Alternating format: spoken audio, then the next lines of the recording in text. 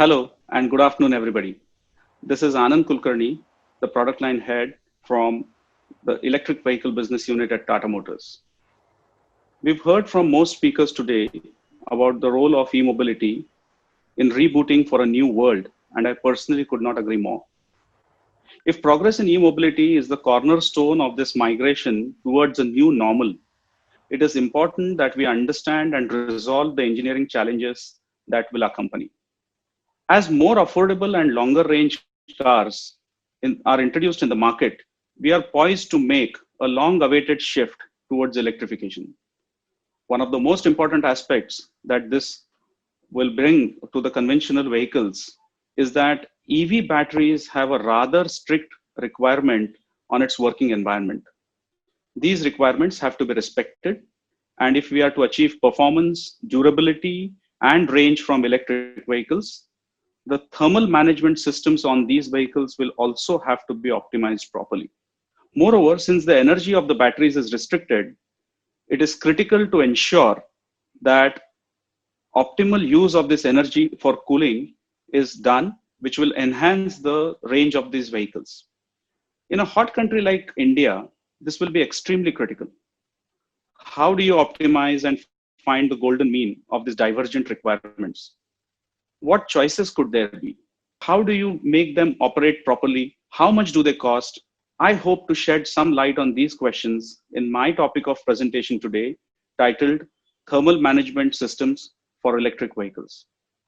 Typically, India is dominated by tropical, arid, and semi arid climatic zones and experiences mild winters and very hot summers. This imposes daunting challenges on the cabin cooling systems of most passenger cars and some public transport vehicles as well. On top of this, EVs will face additional requirements of having to maintain their batteries at comfortable temperatures so that they provide good performance and long life over sustained usage and complex use cases of high rates of discharge followed by fast charging sequences. Let's look at the heat sources within the EV. In general, whenever electricity flows, the heat generated will be proportional to the resistance for the current. In an EV, since everything is powered by electricity, all major components are a source of heat. This includes the motor, the battery, and the power electronic components of OBC, DC-DC, and the inverter. However, there is one significant difference. The optimal temperatures at which these components are expected to operate is not much different than the severe ambient temperatures that EVs are expected to operate in. In an IC vehicle, we can allow temperatures to go right up to 110 degrees centigrade without any problems.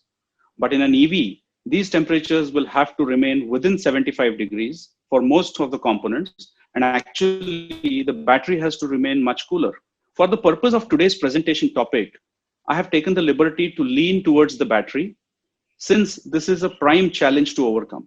While this does not dilute the importance of the other systems, it would be fair to state that once battery thermal management systems have been sorted out, the balance systems would not pose too much of a challenge. The reason for this can be explained by the graphic on the center of the screen. The EV battery has an optimal zone of best performance between 20 degrees or 15 degrees to 35 degrees centigrade. Go lower than that or much higher than that, and performance, durability, and consequently the range drops will very quickly be evident. This Goldilocks zone of the batteries is one of the most exciting challenges that development engineers face. Now, to maintain the batteries in the Goldilocks zone, we need to deploy cooling systems which can perform the following tasks very efficiently. They are heating, cooling, ventilating, and insulations. You can see this on the right-hand side of the screen. While the first three are obvious, insulation is a very, very important feature in hot markets like India, since it allows the components, specifically the battery, to remain close to the ideal temperatures for longer. In an EV battery, the thermal management system that we talk about is designed to deliver the key objectives of A, maintain the desired temperature band. We've spoken about the Goldilocks zone, so the temperature has to be maintained in that band. Second is ensure that delta T, or the temperature differential on various cells, inside the pack do not exceed a value of 3 to 4 degrees centigrade.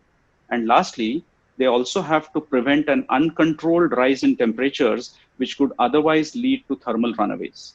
Now, against all of these above, it is very easy to realize the importance of the thermal management system for a hot climate market like India. Let's now look at the various options for thermal management systems on an EV. Broadly, the systems could be divided on the basis of the fluid used. It could either be water or it could be air. However, increasingly, there are efforts to develop a phase change material, which could also be used to prevent any thermal issues within the battery.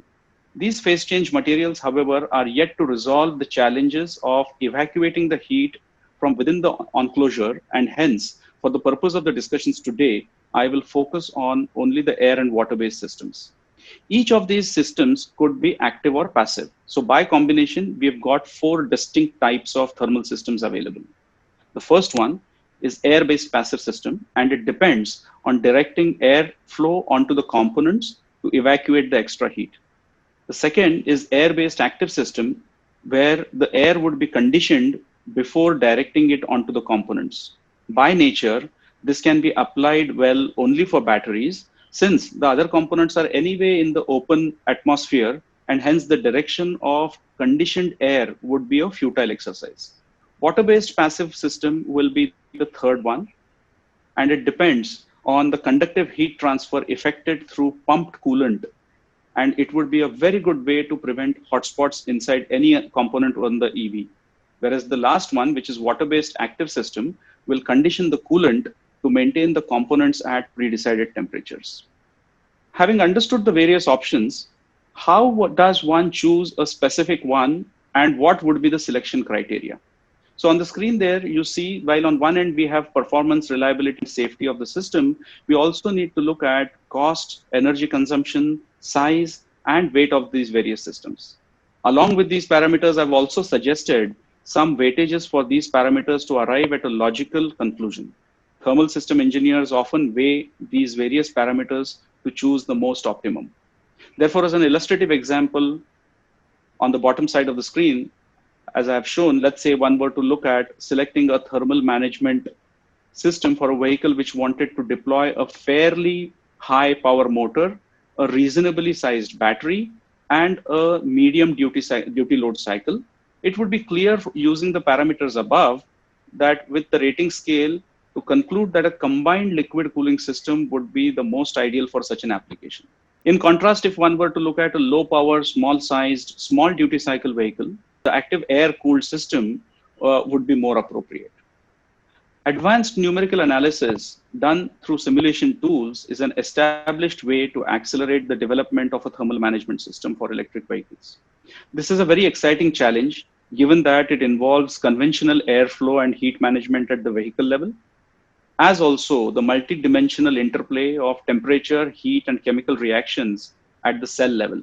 It has to be typically started at the cell level, progressing to the module level, and then going on to the pack level performance, where it starts to get integrated with the overall vehicle level performance. This detailing can be quite tedious, and when the focus is also on reliability, durability, and safety, it's a formidable challenge. The success of this entire activity is based on the integration effects that need to be achieved. In this aspect, it almost has to be like a symphony orchestra, because despite various systems having diverse behaviors, they need to complement each other and work cohesively towards achieving vehicle level targets. On the vehicle side, of course, the system is stress tested against numerous use cases, some of which are listed on the slide on the left bottom. Development engineers have to ensure reliable functioning of the vehicle and its constituent systems under each of these harsh use case conditions. Since EV costs are structurally different today and they are reasonably higher than ICE vehicles, it is important to understand the cost differences between the two major types of thermal management systems. I've compared the approximate costs of an active air-cooled system and a combined liquid-cooled system for a medium-powered, medium battery size, normal duty cycle vehicle.